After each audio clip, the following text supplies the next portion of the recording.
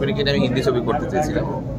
ডেটের প্রবলেমের জন্য আমি হিন্দি ছবি করতে পারিনি তখন ককপিট শুটিং করছিল বোধ হয়।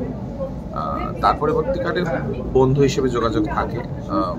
First Dev is my friend. Dev সবার আগে আমাকে অনেক পুরনো বন্ধু। এরকম কলকাতা আমরা দেখিনি, বা এরম ধরনের নাচ দেখিনি, এরম ধরনের কস্টিউম দেখিনি, যে এই নিয়ে কথাগুলো আসছে দেখিনি বলে দেখাতে চাইছি। এর আগে আমি হিন্দি ছবিতে কেক ওয়াক করেছি, সিজন শুটিং করেছি, যেটা ঋতুপর্ণ ঘোষকে ট্রিবিউট দিয়েছিলাম। দাসীর উপরে কখনো কাজ হয়নি, তাই জন্য আমার মনে হচ্ছিল বিনোদিনী দাসের উপর কাজ করা উচিত। এর আগে যিনি কাজ করেছেন দীনেন গুপ্ত 40 বছর আগে দেবশ্রী রায় আর প্রসেনজিৎ চট্টোপাধ্যায়কে নিয়ে, সেটা আমার মনে হয় মূলত বীণা দাশগুপ্তর যে যাত্রাটা আছে সেটার অবলম্বনে করা হয়েছিল।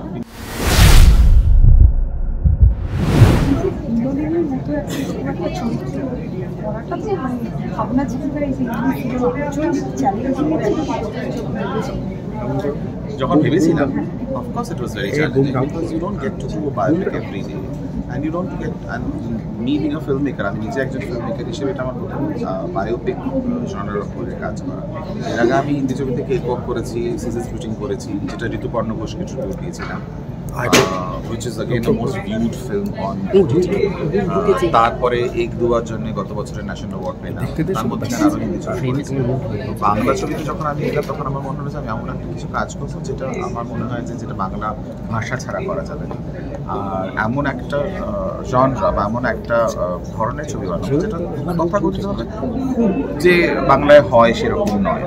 তো এই দুটো একটা আনইউজুয়াল কিছু একটা বানানোর জন্য তখন আমি খোঁজা শুরু করলাম, পড়া শুরু করলাম, দেখলাম যে বিনোদিনীর ব্যাপারটা হচ্ছে বিনোদিনী দাসীর উপরে কখনো কাজ হয়নি, তাই জন্য আমার মনে হচ্ছিল বিনোদিনী দাসের উপর কাজ করা উচিত। এর আগে যিনি কাজ করেছেন দীনেন গুপ্ত 40 বছর আগে দেবশ্রী রায় আর প্রসেনজিৎ চট্টোপাধ্যায়কে নিয়ে, সেটা আমার মনে হয় মূলত বীণা দাশগুপ্তর যে যাত্রাটা আছে সেটার অবলম্বনে করা হয়েছিল। বীণা দাশগুপ্তর যাত্রাটা ভীষণই পপুলার এবং আমি ছোটবেলায় আমার মা বাবা ক্যাসেট ছাড়াতো বা সিডি রেকর্ডে আমি তখন শুনতাম, শুনে হয়েছে। পরবর্তীকালে আমি জানি না মানে বহু লোকের এই নাটকটাকে রূপান্তর করেছেন, মঞ্চস্থ করেছেন।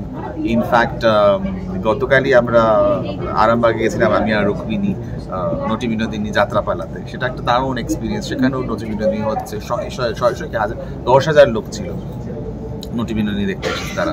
নটি বিনোদিনী গ্রামান্তরের মানুষের কাছে খুব একটা আইকনিক একটা ক্যারেক্টার, কিন্তু সেটা নিয়ে সেই লেভেলে কাজটা হয়। কাজটা আমি একটা আমার মতন করে করতে চেয়েছিলাম, আমার চোখে বিনোদিনী। সেইটা হয়তো মনে হবে যে খুব অপুলেন্ট, খুব গ্র্যান্ডার, খুব বেশি সিন, অনেক বেশি, মানে এরকম কলকাতা আমরা দেখিনি, বা এরম ধরনের নাচ দেখিনি, এরম ধরনের কস্টিউম দেখিনি, যে এই নিয়ে কথাগুলো আসছে দেখিনি বলে দেখাতে চাইছি। সেটা যদি আপনাদের ভালো লাগে তাহলে আমি ওরম ধরনের ছবি করতে পারবো। এখন অনেকে কম্পেয়ার করছে এটা সঞ্জয় লীলা বানসালির মতন লাগছে দেখতে, বা এটা অন্য কোনো ডিরেক্টরের মতন লাগছে দেখতে, কারণ আপনারা এই অপুলেন্সটা বা এই শাইনটা হয়তো বাংলা সিনেমা কম দেখেছেন। সেইটাই আনতে চাইছি সঙ্গীতের মাধ্যমে, অভিনয়ের মাধ্যমে, কাজের মাধ্যমে। আর বিনোদিনী দাসের থেকে বেটার কে হতে পারে, কারণ উনি একজন থিয়েটার শিল্পী ছিলেন, ওনার লাইফটা অনেক রঙিন ছিল, অনেক কিছু আমি উপাদান পেতে পারি যে উপাদানটা দিয়ে আমি সিনেমাটা বানাতে পারি। তাই জন্য বিনোদিনী দাসের একদম শুরু থেকে 2019 থেকে রুক্মিণীকে নিয়ে আমি হিন্দি ছবি করতে চেয়েছিলাম। ডেটের প্রবলেমের জন্য আমি হিন্দি ছবি করতে পারিনি তখন ককপিট শুটিং করছিল বোধ হয়। তার পরবর্তীকালে বন্ধু হিসেবে যোগাযোগ থাকে। First Dev is my friend. Dev সবার আগে আমাকে অনেক পুরনো বন্ধু। দেব আমাকে ইন্ট্রোডিউস করায় রুক্মিণীর সাথে, সেটা একটা লম্বা অন্যঘটনা পড়ে না, তখন কেউ জানতো না।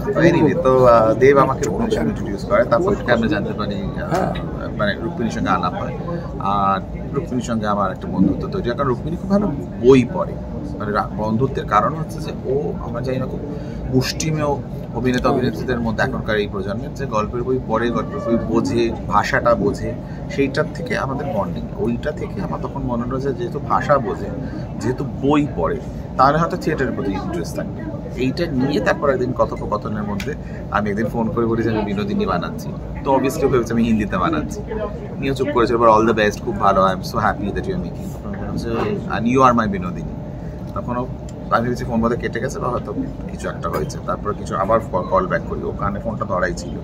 হ্যালো, কী হলো, কিছু বললে না? আমি বিনোদিনী, হ্যাঁ, কিন্তু তার জন্য আমাদের কিছু ভেতরে একটা প্র্যাকটিস করতে হবে, দেখতে হবে যে আমরা বিনোদিনীটা পাচ্ছি কিনা। তারপর থেকে লুকিয়ে দেবকে না জানিয়ে লুক টেস্ট করা, এই চৈতন্য লুকটা করা, and the process started. তো ওইখান থেকে প্রসেসটা শুরু হয়, তারপরে এই তো 23 তারিখে রিলিজ হবে। Thank you so much. Thank you so much. বিনোদন জগতের সব খবরাখবর সবার আগে পেতে সাবস্ক্রাইব করুন বিনোদন চিত্র ইউটিউব চ্যানেল আর পাশে থাকা বেল বাটনটি ক্লিক করতে ভুলবেন না।